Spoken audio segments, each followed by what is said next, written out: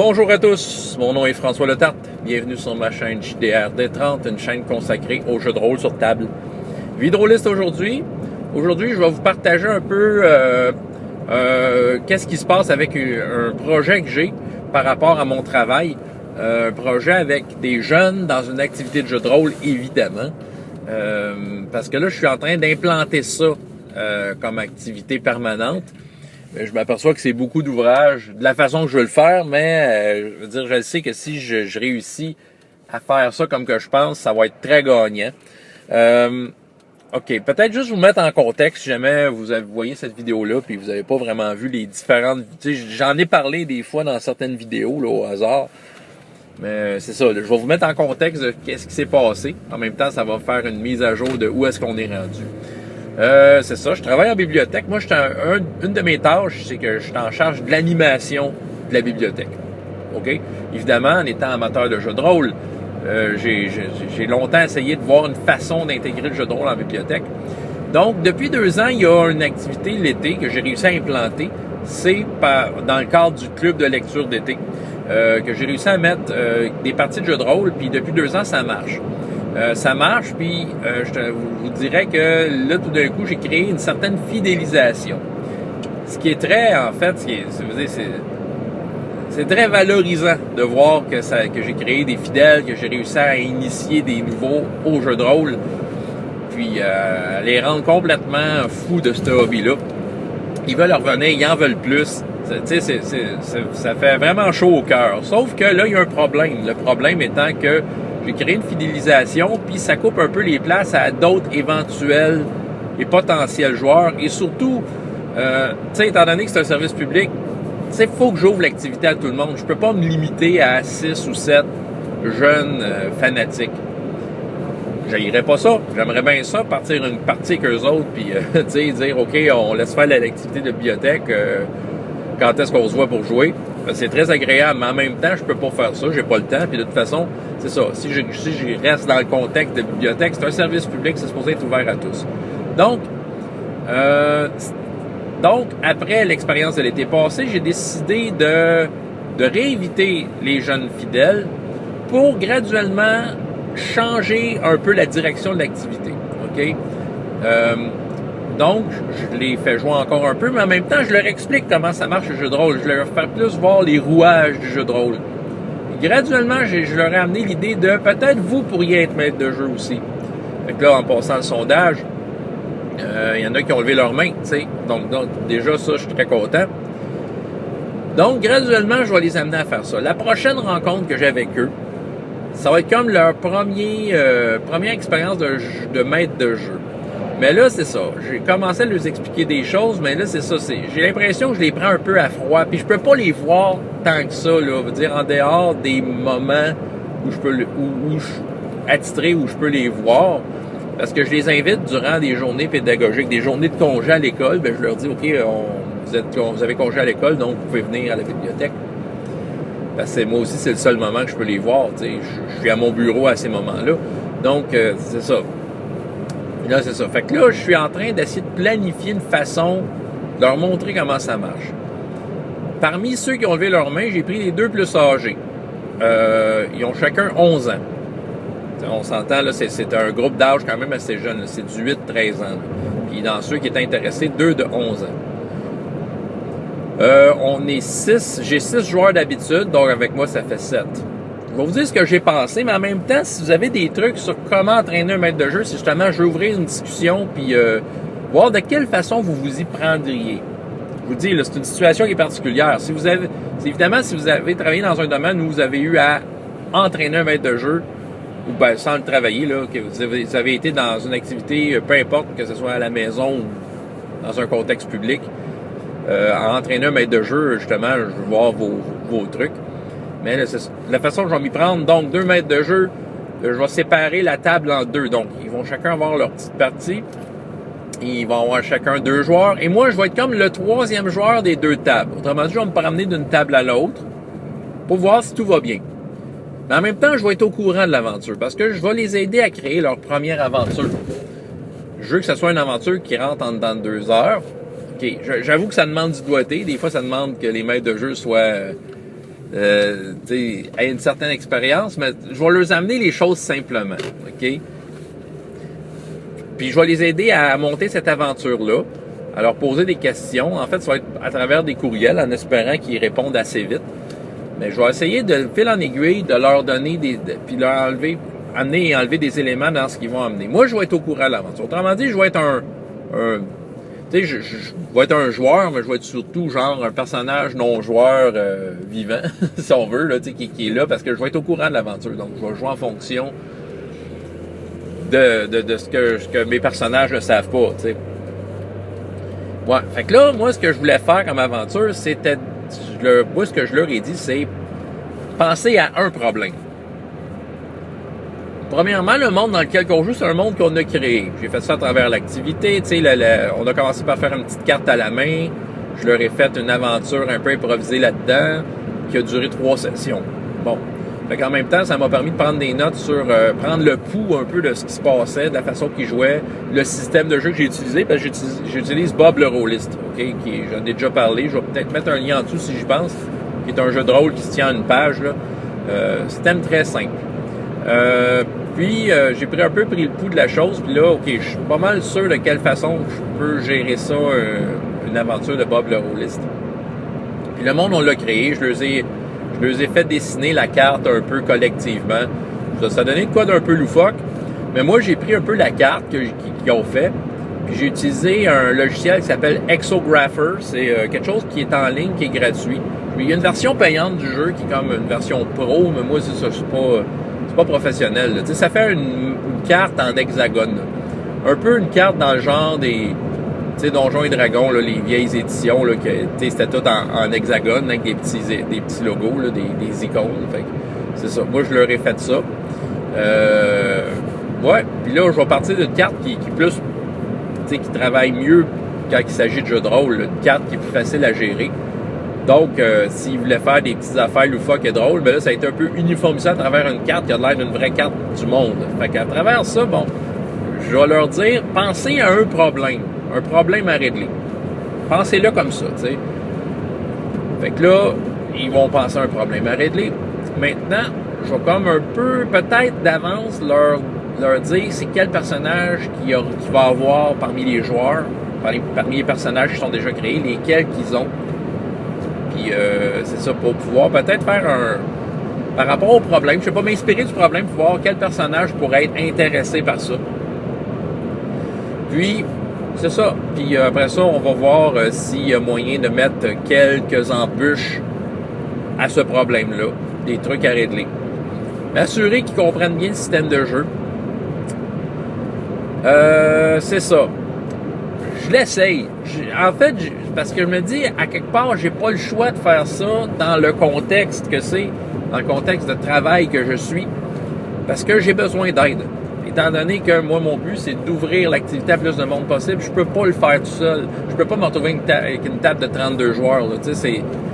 Déjà, j'en ai 6 ces temps-ci, là, puis je trouve ça un peu pénible, parce que c'est des enfants, ils sont surexcités de jouer à des jeux de rôle.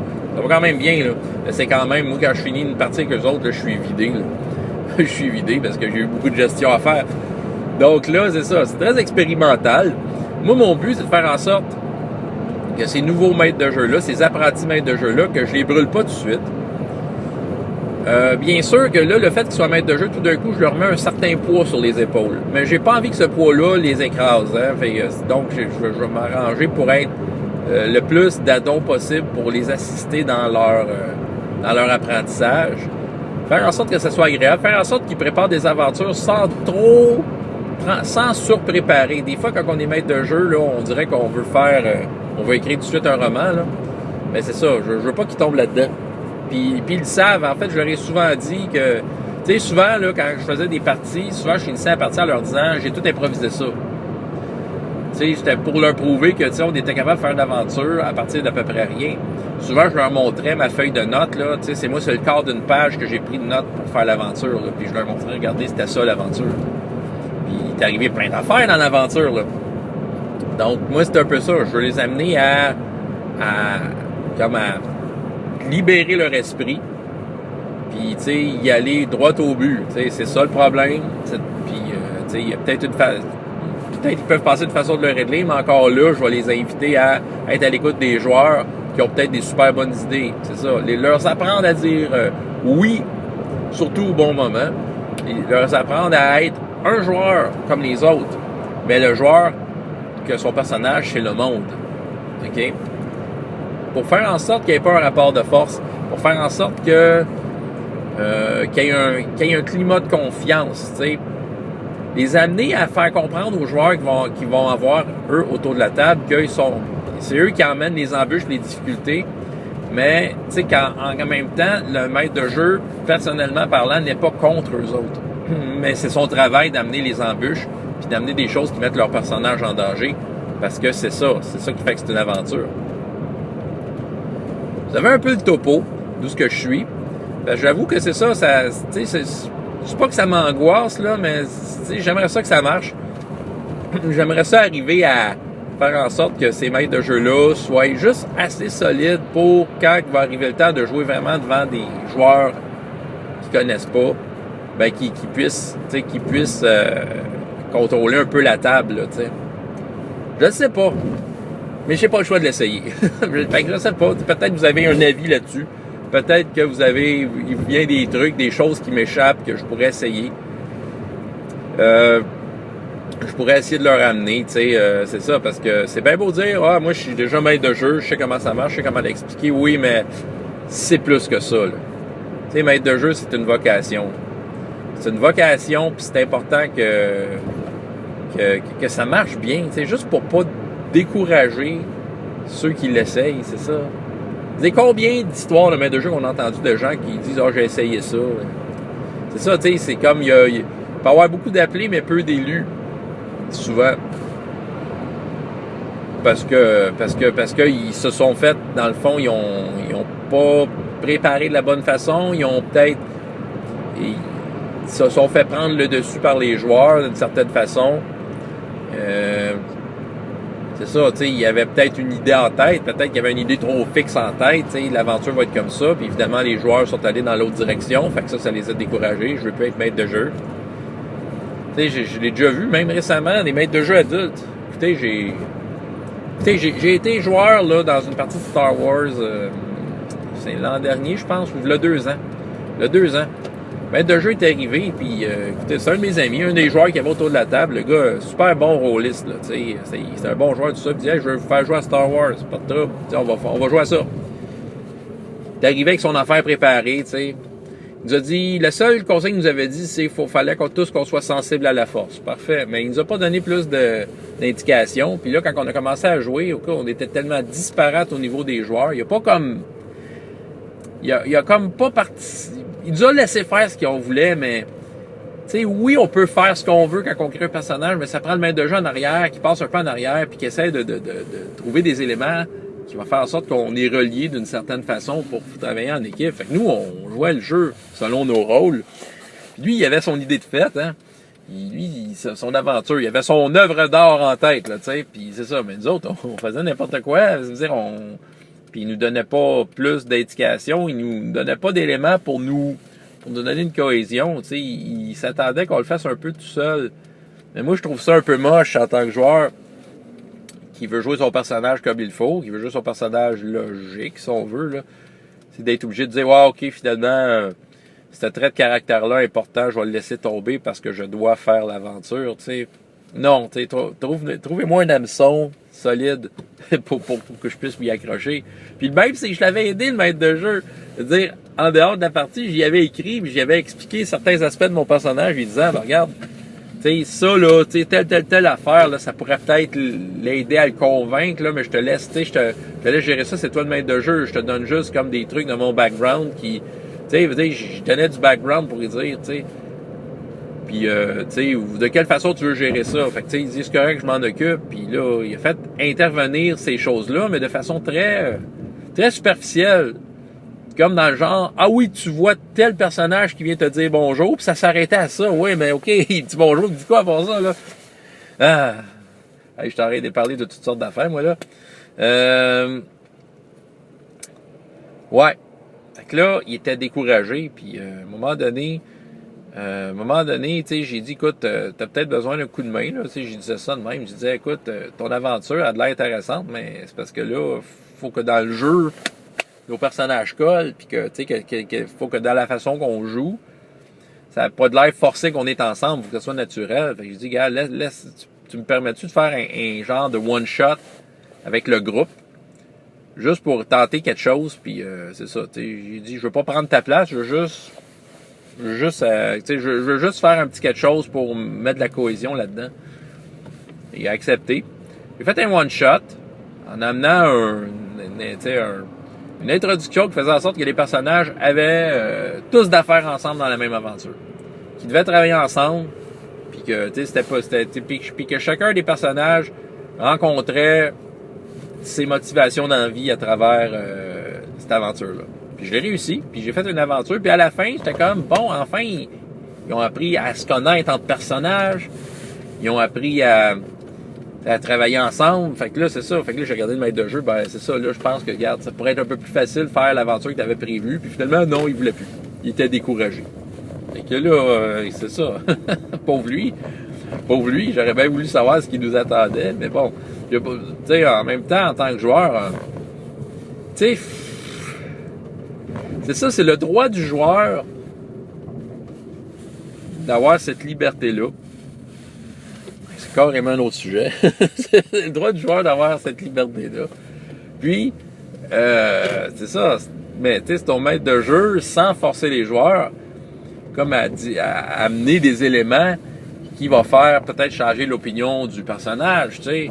C'est pas de le forcer, c'est juste d'y amener des éléments, des choses, des trucs inévitables qui passent, tu sais, des événements hors du contrôle des joueurs qui font en sorte qu'ils vont être obligés d'aller dans une autre direction. Mais que ça ait de l'air naturel aussi, là. En tout cas. Ouais. Donc là, mes jeunes maîtres de jeu apprentis de 11 ans vont tomber devant des joueurs qui vont essayer toutes sortes d'affaires. J'en suis persuadé. Est-ce qu'ils vont avoir le cran, les nerfs de maintenir cette table-là? Faut que je travaille là-dessus. Puis les autres joueurs qui n'ont pas levé la main pour être maître de jeu sont quand même des joueurs qui vont revenir. Fait qu'aujourd'hui, je pourrais leur faire un genre de briefing sur comment être un bon joueur. Parce que ça, on parle beaucoup de ce que le maître de jeu doit faire, mais tout ne repose pas que sur les épaules du maître de jeu.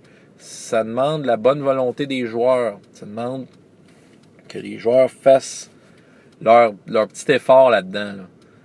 Puis ça s'apprend. Ça s'apprend sérieusement. Ça s'apprend. Parce que des fois, les maîtres de jeu, ils ont... Tu sais, moi-même, premier, ça m'arrive, là, mais les maîtres de jeu, des fois, il y a une époque où je confrontais un peu pas mes joueurs. J'essayais juste de vraiment m'adapter à eux, mais c'est parce qu'à un moment donné... tu sais, comment je pourrais dire, il y a des territoires à ne pas traverser, là. Tu sais, à un moment donné, il y a une certaine limite, là. Tu sais, des limites à pas traverser parce que ces limites-là sont traversées, bien, ça affecte le plaisir de tout le monde.